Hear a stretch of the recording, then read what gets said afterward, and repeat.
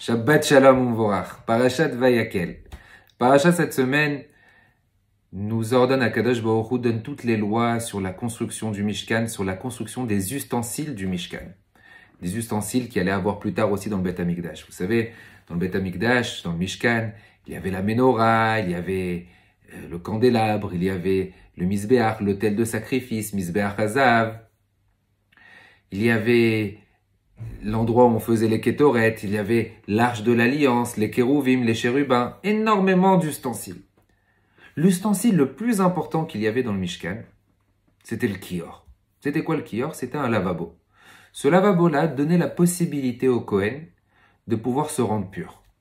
Sans ce lavabo, il n'y avait aucune possibilité pour le Kohen de pouvoir faire le service au Beth Amikdash. Et ce lavabo, ce kior, avait une particularité spéciale. D'où venait ce kior? Dans la parasha de cette semaine, on voit que les femmes aussi, lorsque Akadosh Baruch Hu a demandé à ce que chacun offre des cadeaux, les femmes ont eu l'élan de bonté, la gentillesse. Elles ont tout apporté leur miroir.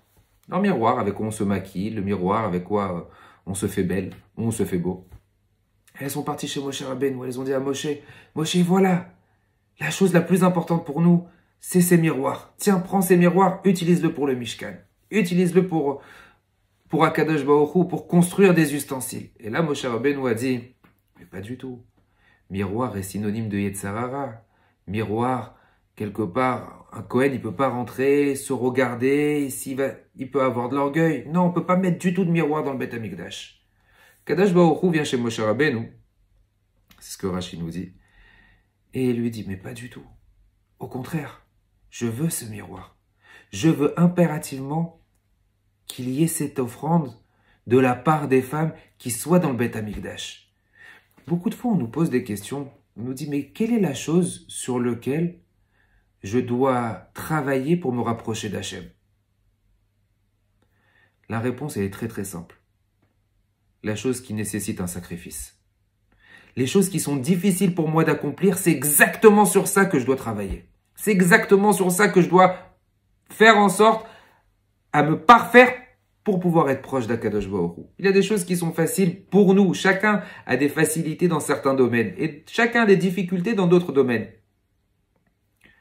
Mais quelle est la chose sur laquelle on doit travailler? C'est la chose qui nécessite Messirut Nefesh, sur lequel il va avoir un sacrifice. Le fait que les femmes ont eu fait ce sacrifice et ont apporté leur miroir, Moshe Rabbeinu, Akadosh Baruch Hu lui a dit, mais tu rigoles, c'est uniquement avec ce sacrifice-là qui est tellement important qu'on va donner la possibilité au Kohen de pouvoir se rendre pur et pouvoir après faire le service au Beth Amikdash. Parce que c'est uniquement à travers le sacrifice qu'on peut mieux servir Hachem. C'était exactement ça qu'on apportait au Beth Amikdash. On devait apporter au Beth Amikdash un sacrifice. Mais quel style de sacrifice?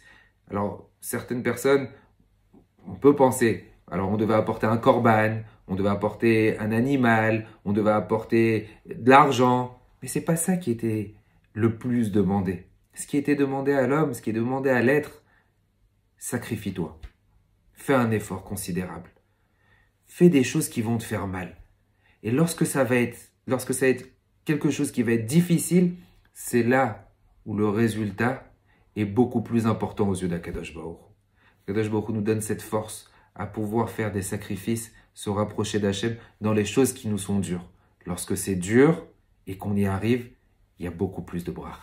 Et au contraire, grâce à ça, c'est ce qui nous permet de pouvoir accéder à des choses qui sont énormes et gigantesques. Shabbat Shalom Umvorach.